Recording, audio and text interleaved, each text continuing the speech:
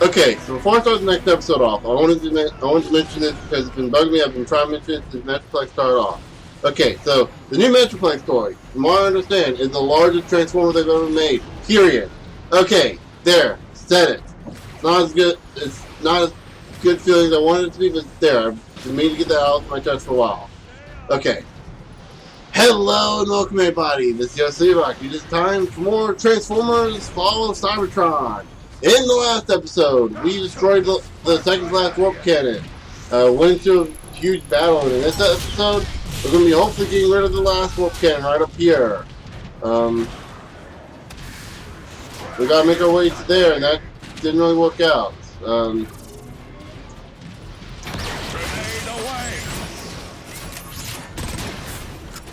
So yeah, that's the thing, the whole Metroplex thing. It kind of just kind of whoa. Okay. Kind of burned out on that one. It's not kind of. I had to say it so fast. I had to get off my test. I've been trying to say it for like the past 5 episodes. We're gonna go ahead and. Oh no, that's. Okay, you can't hit enter to purchase stuff. That's. I really wish they could have let you remap the controls for this. It's really weird they didn't.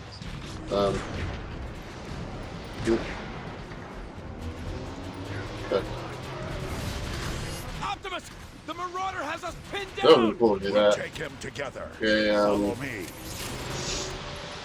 Okay, so we want to get rid of this Marauder. Okay. Consider it done. Get some frame rate issues. Yeah!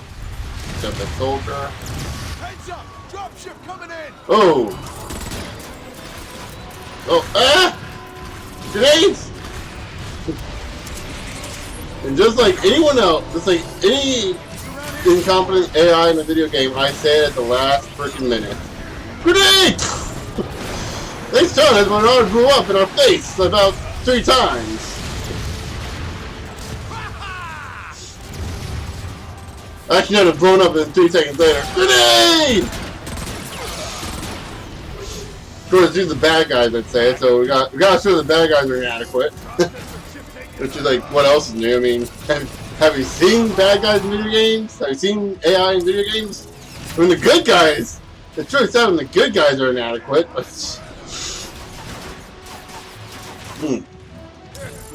it's really you see a competent AI in the game, and for the most part, it's not even that the AI is competent; it's that they do very minimalistic jobs. They're not in the way, and the characterization behind the AI, the character behind the AI, is such a likable character. I mean, if you look at good examples, Elizabeth from Bioshock Infinite, and what's her name, the 14-year-old girl, or how old she is in Last of Us.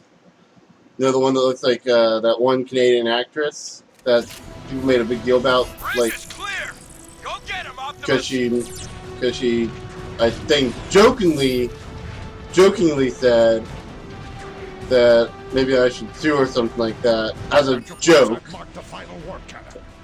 I think it seemed like that. It seemed like the type of thing you would say as a joke. Because the character model / actress they used looks like a younger version of her. And they both happen to be in video games. People put 2 and 2 together, and they're like, "What do you think about it?" Ellen Page. That's the actor's name. The actress's name. What do you think about it, Ellen Page? Optimus, the arc shields are down. It's about to get and that didn't look good. I'll have to finish it myself. I'll send backup. There's no time. Oh boy. Oh no, the cannon found out about us. Can we damage it? Nope, we can't. It's one of those types of things. And it's gonna be hurting us, isn't it? Oh boy. I'm distracted talking about Owen Page.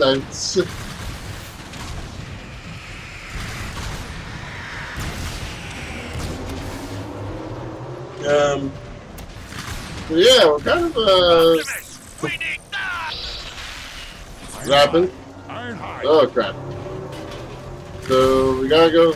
We either gotta go find Ironhide now, or we gotta find. We gotta. I guess we're gonna stop the cannon first. That's always the main priority. I mean, save a mil. Sacrifice one, save 100. I mean, that's kind of. Needs as many outweighs needs a few. That's the phrase.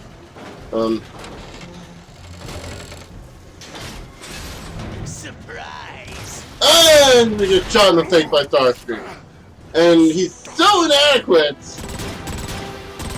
at doing that he doesn't even manage to kill us. No, Did he you just... don't. Oh! Oh! Okay, take it back. You're not inadequate. Lights out. Oh! No, I take it back. You suck. You read me? Ugh. Right in the jaw. Right in the jawline there. Ugh. Ugh. It's gonna hurt in the morning. If you read me, the Ark is going critical. You need to act fast. Well, we enjoy our nap. And of course, he takes us alive to Megatron. Why? Because only Megatron can kill a Prime. Look what I found. Or something like that. Optimus Prime. That is what they call you now, isn't it? Megatron. Funny, isn't it, Megatron? How easily I defeated the one adversary you couldn't. Yes, mock the guy who has a kid. Yep, there we go. I was just waiting for that to happen. This is what you chose, Prime, when you defied me. All of this is your doing. Optimus!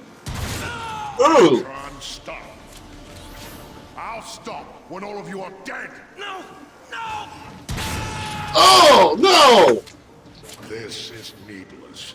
All we want is to leave. No, be fair, Optimus Prime just, yeah. Wipe their precious ark off the face of Cybertron. Megatron seems to have, like, Megatron's like a good warrior, but I don't think he'd be a good leader. And, like, he's wastes energy. He's, Always defiant to the end, aren't you, Prime? At every turn, you have thwarted my efforts to save this planet, to return it to its former glory. Oh. This day it all ends, Prime. No. Once and for all. You keep talking, Megatron. We'll see how it turns out. Yeah. Oh! Yes! Stop running, you fool! Stand and fight! Yes! Stand and fight the giant giant 10 billion ton machine titan godlike instrument of just a badass. And you can just like, fall apart. Press middle mouse button, destroy Megatron. I love this one too.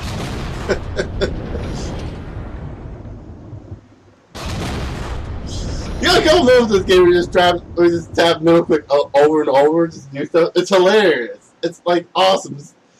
It's an example of just kind of. It's almost like making fun of QuickTime events in a way.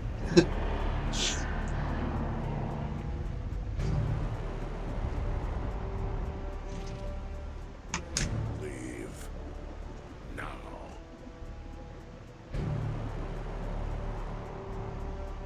Megatron, Starscream, you yellow-skinned coward. Decepticons, Megatron has perished, betrayed by his foolish pride. I, Starscream, am your leader now. It's not as good as it's not Steve Bloom as voicing him. Return to base. Unless you can match the. Hold on 1 second. Now that's Hello? a sight my optics have longed to see for some time. Enjoy the moment. It may have cost us our future. No. Can't tell You mean marketers. all the energon we saved for the Ark is gone? There's barely enough left to last a megacycle. We need to find more energon, and quickly. I have a hunch Grimlock may know where to start. Grimlock? He deserted us. He left his post for a reason. I want to know why. Jazz and Cliffjumper are tracking it now. I love that they're sitting on top of Metroplex's shoulder as they're doing that. It almost feels like a cliche, standing on the shoulder of the giant, looking over the rubble.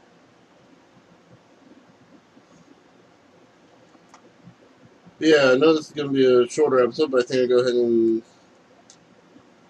end the episode off here for now. I guess I'll give you a bit of a preview of what's about to happen. This is as close as I can get to Grimlock's last Yeah, known we'll do location that. until the rust storm clears up. It'll have to do, Sideswipe. You ready, Cliffjumper? Always. I love Cliffjumper and Jazz. The two like make a perfect duo. Alright, just keep your channels open in case the rescuers need some rescuing. Let's do it. And I love Jazz. He's like one of my favorite Autobots of all time. Oh, he's just freaking awesome. Right there, I was mentioning earlier about the Autobot symbol on Cliffjumper's back. Yeah, you kind of see it very well there. Keep moving. We got a fire coming. Yeah. Through here. Good, and just show a little bit of this, and yeah, you'll get an idea of what the area looks like. And actually, I realize they're probably whoa. That Sideswipe, this is Jazz. broke behind us. We're in, but stay close, okay? Will do. Sorry, they probably wanna, real quick, want to check for any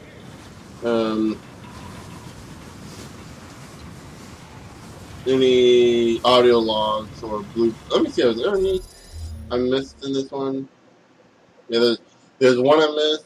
One of each. Wow. Okay, so with that said, we'll go ahead and actually hold on. No, we won't quit yet. I want to thoroughly look at. Can we go any further? Nope, it's not gonna let us. So, oh, okay. So this is no, okay. So I was gonna be like poison water or something like that. Yeah, I'm getting some pretty bad frame rate here. Oh, no, never mind. It's catching up. Okay. By the way, I think we'll go ahead and exit this. And before we do that, we'll go ahead and look at the audio logs for Metroplex Heeds the Call. Let me make sure. No Cybertronian who's seen our once great home in its Okay. current form, We're a going young to get this archivist named Orion Pax was the first to sense something was wrong. Working in the Hall of Records, he monitored the same transmissions as everyone else, but he heard so much more. Orion was the first to realize that the gladiator Megatronus had ambitions that far outreached his success in the pits. After being shunned by the High Council, Megatronus created a new identity, and Megatron and his Decepticons were born. So yeah, one thing about the Megatronus thing, I think that started with War for Cybertron. They started with Megatronus. War for Cybertron was the first of the entire Transformers to actually give them a really kind of backstory as to why Megatron is evil. And it's actually kind of interesting that they did that, because there's always like the origin story for Optimus Prime and being Orion Pax, but there was never like one for Megatron. There's not like an origin story for Megatron, and so they did the Megatronus thing, and that bled into Transformers Prime, which they basically based their entire backstory for Transformers Prime is War for Cybertron. But I guess by extension, Fall of Cybertron. At least until the third game comes out, Rise of the Darkspark, which I've been looking at. I'm a little concerned about because they're using similar models to the Michael Bay Transformers. It's going to be set on Earth, so I guess maybe that makes sense. But I don't know. For all I know, they could do this multi-universe thing with that, like kind of like I guess what they do with the alternate Transformers.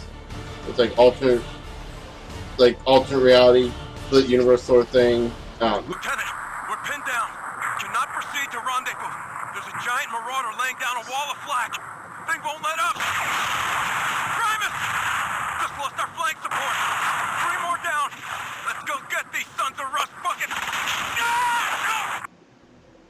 I like that one, Sons of Rust Buckets. So, it looks like since we're only missing one, I'm hoping I'll be able to find that in Eye of the Storm. What else at? Yeah. Unfortunately, you can kind of tell this kind of gives away what's going to happen a little bit. Sort of. So, you know, like, even though Megatron died in this, he's going to eventually return. Which, I hate that that's a spoiler, that I'm spoiling that, but oh well. You kind of see that coming anyway, because like I said, there's a third game. This is all, like, other games are based on this, so yeah. Megatron technically can't die. Megatron Optimus Prime, there's two constants, like, if one dies, they'll eventually come back to life. It's the way of things. Like, if you let Optimus Prime die for good, you have little kids crying in the closet. I'm not kidding. That's what happened after the release of the first movie. Little kids were actually locked themselves in the closet crying. I think there's actually some grown men that did that too. It had such a huge impact. But anyway, with all that said, all that done, I'm going to go ahead and end the episode off here. So the next episode, we'll start Chapter 4, Sea of Rust. I think that's what it's called. Eye of the Storm, excuse me. At the Sea of Rust. Let me look at yeah, at the Sea of Rust. But until then, I'll see you guys later.